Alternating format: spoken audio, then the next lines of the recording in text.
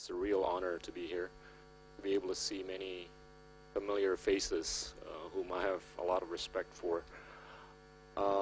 As of late, I've been spending a bit more time in the academic domain. I try to spend time in ASEAN, and I try to spend time outside ASEAN to share the stories of Indonesia, share the stories of ASEAN, share the stories of Asia to anybody who would care.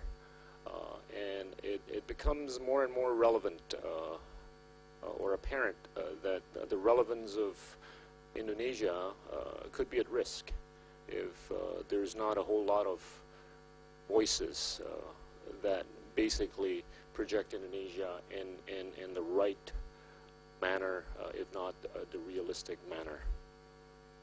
We go back to history. It took 12,000 years for the world population to go from 1 million to the first billion. And it took only 130 years, from 1800 till 1930, to go to the second billion. And then it took a lot faster to get to the third billion, from 1930 to 1965. So it only took 35 years. And ever since then, it's taken about 15 to 19 years for the world population to increase by 1 billion. And who's to say whether or not it's going to keep on increasing, depending on the mortality rates and fertility rates of the world. As of today, we have a little over 7 billion people on this planet. And then there's been so many projections and estimates about where the global population is going to go in the next 20, 30, or 40 years. Some would say 9 billion, 10 billion, who knows? But the reality is, as the world population increases, the ability and propensity to consume is going to increase. As such, the economy has to increase. But is it going to be at the expense of some or many? Or is it going to be a state where everybody gets to consume at the same rate or ratio? Just to give you a perspective, the consumption ratio of the average person in Kenya is a lot less than the average person in Los Angeles. If we were to assume the same consumption ratio of that person in LA for that person in Kenya, then we'd be needing food for probably about 70 billion people. It's going to put a lot of pressure on all of us, Singapore and Indonesia and all the 10 countries in ASEAN. Put that over here and put ASEAN or Indonesia in that box. I think ASEAN has been a beneficiary of good cycles for the most part. We've seen economies of ASEAN growing very robustly until the late 90s, and we saw what happened in 1998. And Indonesia learned to not only reform itself economically, but to reform itself politically. And I think we've been blessed with the democratization that has been without much, if not any, bloodshed in the last 17 years. And we've been blessed with cycles that have been in our favor. And when I say cycles, these are cycles that are related to commodities. Since the early 2000s, commodities have been on the spike, thanks to places like China, which has learned to be a lot more consumptive, a lot more productive than ever. That's been good to Indonesia, as we've seen prices of commodities going up from the all-time low in the early 2000s until maybe about 2 to 3 years ago. Then we saw some new normals around the world, around the region, and in Indonesia. And these new normals are what we've got to live with. One of which is what happened in 2008 when the US government or the Fed started what they call quantitative easing. That helped basically many currencies in Asia to strengthen because of a disconnect between those that had money in the US and those that needed money. As such, or consequently, 2 to 3 trillion US dollars of liquidity basically went out of the US and came over here. And we've seen the strengthening of currencies around Asian countries or ASEAN countries. And Indonesia was a good beneficiary of that. We saw rupiah strengthening to the low 8,000s. But we saw a reversal recently because demand started declining in China and everybody started adjusting to this new normal or new reality. From a monetary standpoint, we've seen, or I have seen, somewhat of a divergence from a monetary policy-making standpoint in recent times. We used to have what we call the G20 that was capable and able and designed to basically entail a very coordinated manner of communicating to each other. For some reason, that hasn't come to full effect in terms of getting everybody to communicate with each other in terms of what he or she is going to be doing. We saw one guy doing its own version of quantitative easing and another guy doing its own version of quantitative easing. And we saw that just weeks ago in China. Soon after, we saw about 5 trillion US dollars of market capitalization wiped out in 2 weeks. When you're talking about 5 trillion US dollars, that's a staggering amount. That's more than 5 times the GDP of Indonesia being wiped out in a period of 2 weeks. We're talking about the declination of welfare for hundreds of millions of people in some places. That is the new reality. That is the new normal. Now, how do we deal with this? A day or two later, some other countries decided to devalue their currencies, without mentioning names. But we saw a unique thing happening just 2 weeks ago when Chairwoman Yellen decided to continue being dovish or maintain the rate. I thought that was indicative of 2 things. First, she was not willing to listen to the voices that were in favor of the need for normalization for monetary policy making domestically in the US. Secondly, she was showing a bit more, if not a lot more, internationalism by way of being sensitive to how the increase of the rate would have been affecting the rest of the world. And I think this is the new normal. And how this has affected the world, I think time has and will tell differently. Indonesia, as you know, has gone through some interesting times in the past. I was part of the policy-making body that basically try to do certain good things for the country, the nation, and the people. But I can say that during the 5 years of SBY's last administration, the challenge for Indonesia's economy was a lot more predominantly monetary as opposed to fiscal. And largely because of the favorable cyclicalities related to the commodities. But ever since then, things have changed. I think, in my view, the challenge forward for Indonesia is going to be predominantly fiscal as opposed to monetary. Now, how do we deal with this?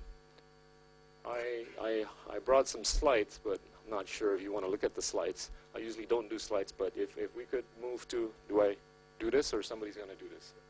Okay.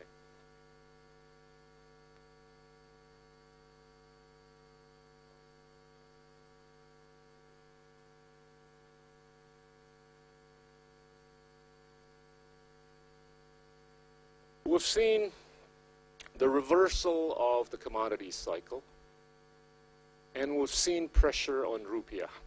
When we talk about pressure on rupiah, I think we've got to dissect or peel the onion a little bit. We've got the government basically setting a new target in terms of tax collections for the year 2015. And it has been revised a few times already. I think initially the unofficial target would have been about 1,700 trillions, which is a staggering amount compared to what was collected the year before. It was around 1,000 trillions. So can you imagine tax collection being targeted at 70% above what it was before, when you know from the beginning that 70% of the fiscal space was largely related to the energy sector, which has gone through a pretty massive declination. So as such, there was a revision, and a revision, and a revision again. In the State of the Union address on the 17th of August, the leadership has stated a new goal of tax collection amounting to about 1,200 trillion US. I mean, 1,200 trillion rupees, which is still above what was collected the year before. And in reality, the collection for the first 8 months of 2015 has actually been lower than the same corresponding period the year before. So that gives you a clue of what to predict for the next 4 months in 2015. That gives you a clue of how management of the fiscal space ought to be done. That gives you a clue of how rhetoric ought to be altered going forward. Then you take a look at consumption. We've seen Indonesia being very robust from a consumption standpoint. 55% of the GDP has been related to domestic consumption, but the reality is, if you take a snapshot of Indonesia today, even cigarette sales have dropped. Indonesia has been a unique country where cigarette sales have never dropped in high times or low times. I guess the theory is people tend to smoke more when they're stressed. But they're smoking less, which is good for the world, which is good for the air, which is good for our lungs, which is good for our heart. And guess what? Instant noodle sales have dropped. This is a country that has never seen a drop in the consumption of instant noodles, much less the consumption or the purchasing of automotives, motorcycles, and automobiles. They've dropped 30%. The only thing in Indonesia that's being consumed more, you want to guess? Huh? Well, I didn't want to get to that. It's pulsa. It's the pulse on your mobile phone. Now they have recalibrated the pricing and the packaging of your pulse on the mobiles. They used to sell it in sets of 100,000. Now they sell them in sets of 5,000. It becomes a lot more affordable for the lay people. As such, there's more consumptive propensity. But everything else pretty much has dropped. So you've got a fiscal space that's likely to be lower than what it was last year. You've got consumption that's likely to be lower than what it was last year. And let's take a look at the investment. The investment realization has increased in dollar terms by only 8 to 9%. Contrary to what we saw before, when it was, I see a BKPM guy here. At least when I was around, we used to see increases of 30 to 35% per year. Because I think of a number of things. Number one, I thought the cycles were in our favor. And number two, I thought we told the story realistically. And this is ironic when investments are growing only at 9% vis-a-vis 35% before, at a time when capital is actually so cheap. Interest rates are either 0 or 0 in many places, right? So all you got to do is just press the right button and shake hands with the right people and tell them the story. And when I was asked to help out with the investment thesis, I always shied away from telling Indonesia as a place that was heavenly. I always was very forthright in telling the story that we were corrupt, we were uneducated, we were problematic in a number of respects. But I think when it comes to the thesis of investment in Indonesia, It's always about directionality. It's about whether or not Indonesia was going to be less corrupt. It's about whether or not Indonesia was going to be more educated. It's about whether or not Indonesia was going to be more relevant politically, economically, geopolitically. It's about whether or not Indonesia was going to be more connected or interconnected. And when somebody from Omaha reads the Wall Street Journal, he's going to be able to tell if there is realism in the rhetoric. He would have Googled you before he met you. He would have known where you went to school. He would have known whether or not you were wearing short pants or long pants. But he'll pretend like he didn't know you. And as soon as you come out telling the story, engaging in a conversation that was so unrealistic, there goes the dollar. And dollars behave like water. They look for the most comfortable place. And it's very democratic. So that explains, I think, why we may only be increasing at about 9%. In rupiah terms, it's growing at about 15 to 16%. The last bit is the trade account. The trade account has been in a surplus by about 4 to 5 billion US, thanks to the cheap oil. We import about 600,000 to 700,000 barrels of oil per day. Because of the declination of the oil price, we've been beneficiary of this. As such, the trade gap has been reduced. But are we likely to see the end game at the end of this year in a surplus territory? I'm not so sure. And consequently, I think the current account is exposed. If the current account is exposed, the currency is exposed. And what complicates it more is whether or not the rhetoric is in line with reality. And we've seen that. In ASEAN, we've seen what's happening in a neighboring country where their currency has not behaved as favorably as aspired. And I think we're seeing a bit of that in Indonesia. Yes, we're seeing a much worse declination of exchange rate in Brazil, in Turkey, but in Asia, Indonesia is the second worst performing currency at about 18% this year. And the stock market is also the second worst performing stock market. So here's a stock market at about 400 billion US dollars in terms of market capitalization, vis-a-vis a GDP of close to $1 trillion US dollars. It tells you a few things. It tells you, first, it's not as efficient as it should be, because typically efficiency is attained when your market capitalization of the stock market is at a ratio of 1 to 1 vis-a-vis the GDP. It tells you that financial inclusion is not there, meaning a lot of companies, a lot of people don't have access to capital, don't have access to banking system.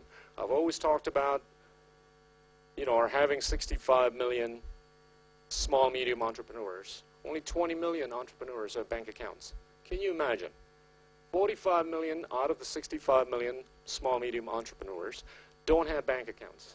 And this is a country which has a mobile penetration rate of 100%, if not 110%, because I know some guys who have 3 handphones, without mentioning names.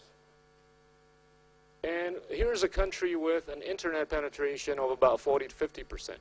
We've got Facebookers amounting to about 70 million in Indonesia. I mean, that's how many times the population of Singapore. But still, Facebook doesn't want to open their headquarters of ASEAN in Indonesia because of issues, right? So, how do I do this? Okay. I've talked about the stock market. I've talked about the rupiah. It doesn't look too pretty.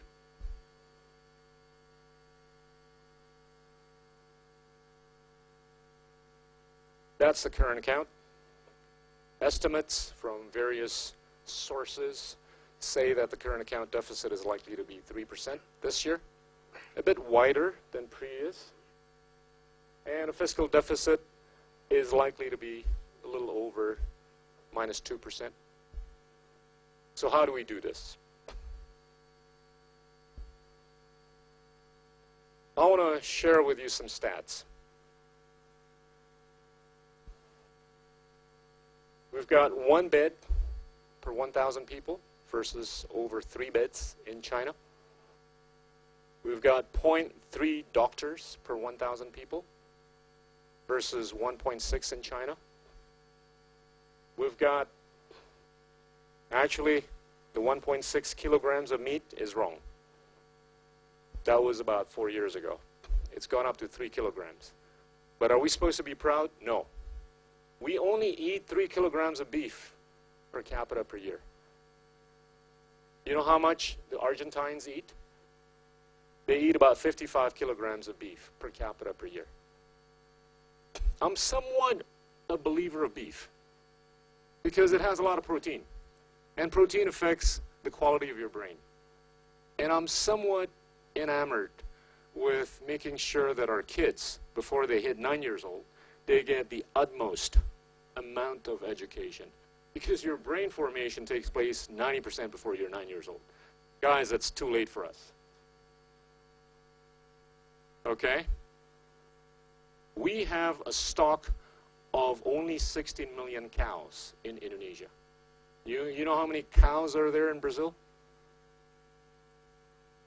They have 200 million cows. I've gone to Brazil a few times. I've gone to some of the farms there. I mean, it's ridiculous. Not only do they have a lot of cows, but they got intelligent cows. This guy basically lined up about 20 cows, and he goes like this, their heads turn left. And he goes like that, their heads turn right. I mean, it's like I could have asked them to join my jazz band. Right? We only have 16 million cows. Now, we want to ramp up. The question is not about whether or not we're going to be able to breed cattle, but whether or not there's going to be enough acreage. There's not enough acreage in Indonesia, particularly Java, where there's 130 million people. Because everybody in Java wants to build shop houses. They don't want to spare their acreage for anything that's related to agriculture. They would rather go into real estate, build hotels, build a mall, build whatever. So the option is to go to Papua. But Papua is characterized with limitations of a few things, particularly infrastructure. It's going to cost billions of dollars to set up a proper infrastructure in Papua.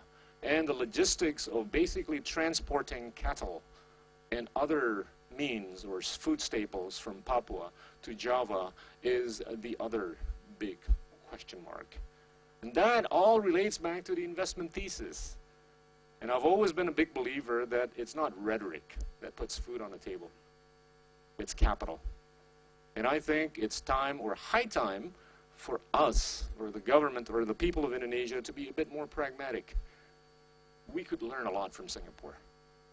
By the way, congratulations to NTU on moving up the ladder in terms of rankings of universities around the world and Asia.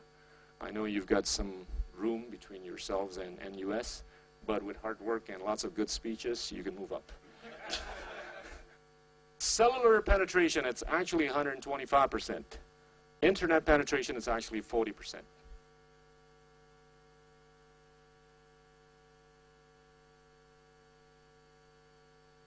Tax.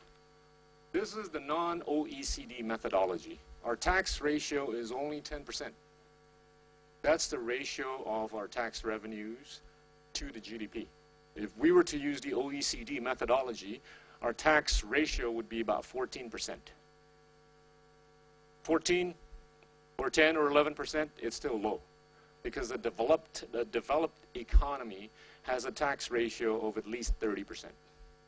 I've been an advocate for basically game-changing the fiscal space.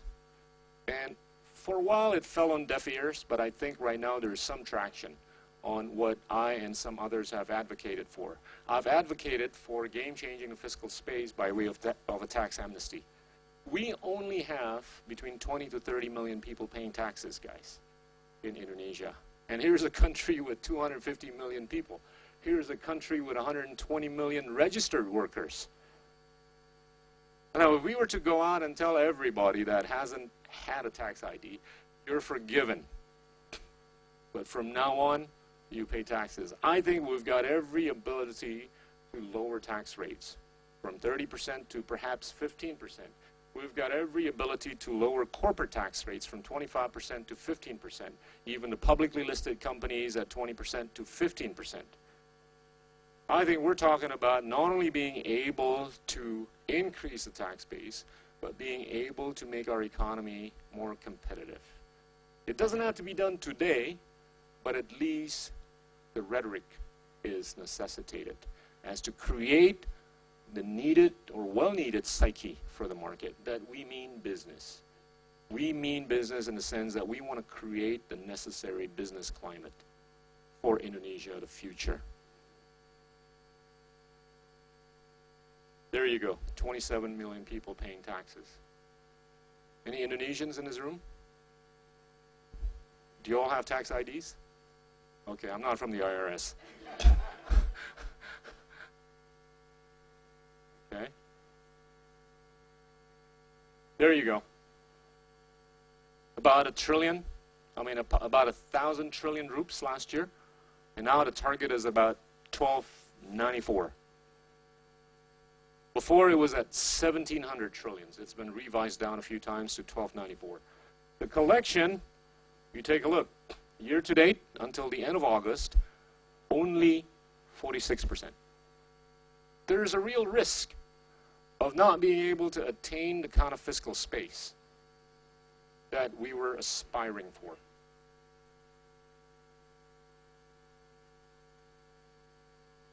I would basically go out and tell the world that we're not likely to achieve the target. I've always been a believer that if you underpromise and overdeliver, it works better than overpromise and underdeliver. I would go out and tell the world that, you know, we're probably only going to grow at 3.5% this year, as opposed to telling the world that we're going to grow at 7%. Oops. We're now only going to grow at 5.7%. Oops. Actually, we're now going to grow at 5.2%. And guess what? 5.2% is unattainable. Realistically, having looked at the first 2 quarters growth rates of 4.72% and 4.67% respectively, we're not likely to be able to grow enough so that the annual growth rate will be above 5%. I'm guessing it's going to be hovering around 4.7% for the year 2015. And it's not too late to just tell the truth.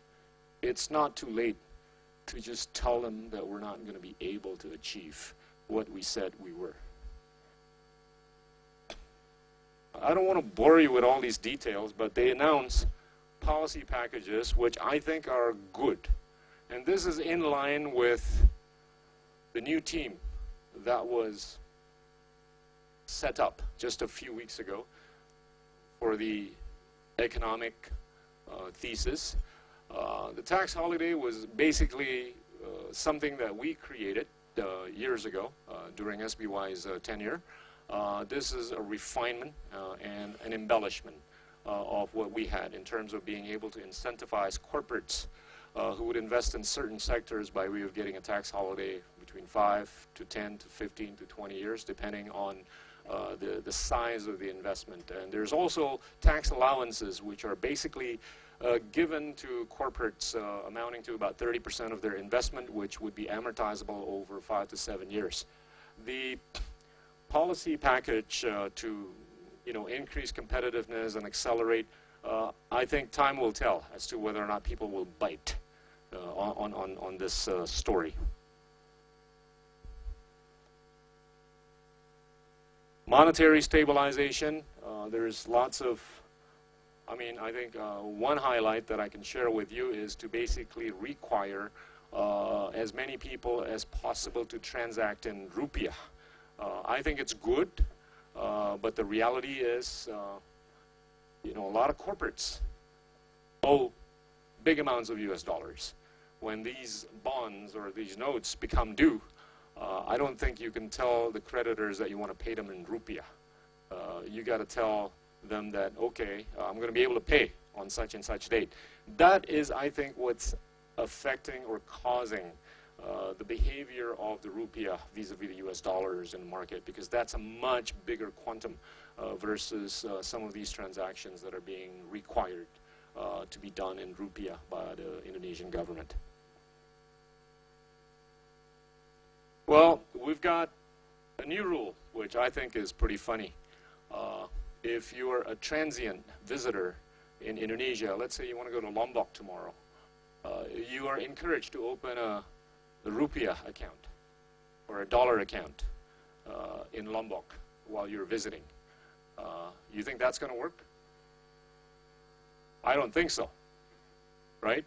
But I think it would work more with people who are going to be situated in Indonesia on a permanent or more permanent basis. Again, this is another one that time will tell in terms of its effectiveness. Well, let me sum up. I think there is a real probability that Indonesia will go through a much bigger fiscal challenge in the next 5 years. I don't foresee as much challenge from a monetary policy making standpoint as we would have seen in the last 10 years. And that would have been on the back of a very strong commodity cycle in our favor. Whereas now I think the trend is going to be somewhat the opposite in terms of commodities. I'm not seeing any pickup of demand for commodities in a big way in any time soon, by way of what I'm seeing in terms of the frag lock in the US and the higher efficiencies of the refining capacities around the US, and also around the world, and also the slower demand from big emerging countries. If any, we might be able to see some pickup in commodities prices, particularly oil, at the earliest, maybe mid part of next year. So until then, I think our economy is going to be exposed, and I think we've got to do a few things that would be game-changing.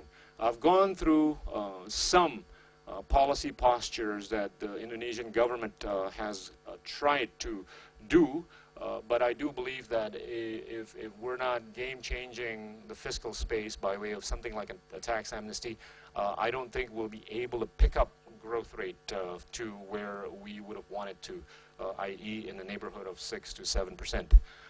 Another crazy idea that I've been thinking about is on the monetary space.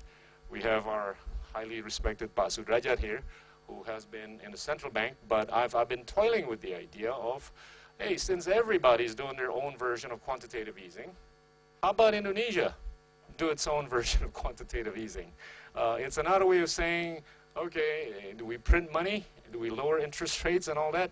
I think that requires a discourse with the right number of people to basically come up with the right view for Indonesia. But in essence, if we were to build the infrastructure that's needed for Indonesia in the amounts of hundreds of billions of dollars in the next 5 years, I don't think any framework would work by way of the current state of the fiscal space, by way of the current investment thesis that we're seeing. The only way to do it is to make sure that there's a lot more liquidity, and we saw that happening in the US, not immediately in 2008 and 2009, but a few years down the road. But of course, there is always the questions of moral hazard and the questions of inflation. This is, I think, another delicate topic that we should try to address. We have been hearing postures that would have been a little more nationalistic than ever. And it relates back to the policies on whether or not we open the gates for stuff that's important for Indonesia. I was once in charge of the trade portfolio. It was difficult to maintain price stability. We always talked about food security, but we didn't have food security when it came to even pepper. Do you know that our inflation is driven to a large extent by the behavior of the price of pepper or chili. You didn't know that, right? Because Indonesians eat a lot of chili. And the other food staples, one of which is beef. I am not too much in agreement with the way of defining food security as one where we actually have to source it from within. I think food security has to be more loosely defined, in that as long as food is secured on the table, wherever it's sourced from, that is food security. And I think we've got to be open-minded about defining food security. Because at the end of the day, if we're not able to maintain stability of price of food staples, we're not going to be able to do anything that would be game-changing on a monetary policy space. Thank you very much.